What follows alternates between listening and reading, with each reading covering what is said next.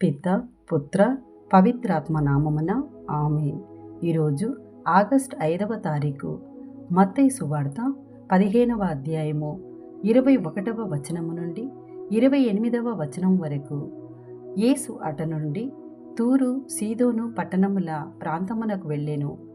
ఆ ప్రాంతమున నివసించుచున్న కానానీయ స్త్రీ ఒకతే ఆయన వద్దకు వచ్చి, ప్రభు, దావీదు కుమారా, నాపై దయచూపుము, నా కుమార్తె దయ్యము పట్టి మిక్కిలి బాధపడుచున్నది అని మొరపెట్టుకొనెను.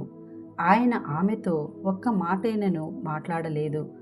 అప్పుడు ఆయన శిష్యులు సమీపించి, ఈమె మన వెంటపడి అరుచుచున్నది, ఈమెను పంపివేయుడు అనిరి. నేను ఇజ్రాయేలు వంశమున చెదిరిపోయిన గొర్రెల కొరకు మాత్రమే పంపబడి తిని అని ఆయన సమాధానమిచ్చెను. అప్పుడు ఆమె వచ్చి ఆయన పాదములపై పడి, ప్రభు, నాకు సాయపడుము అని ప్రార్థించెను.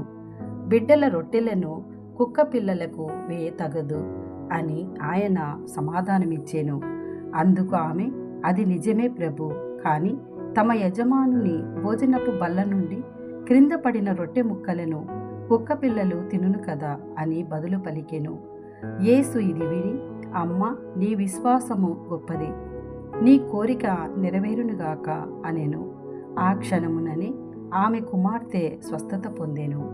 ఇది ప్రభుని వాక్కు. సర్వేశ్వరునికి వందనములు.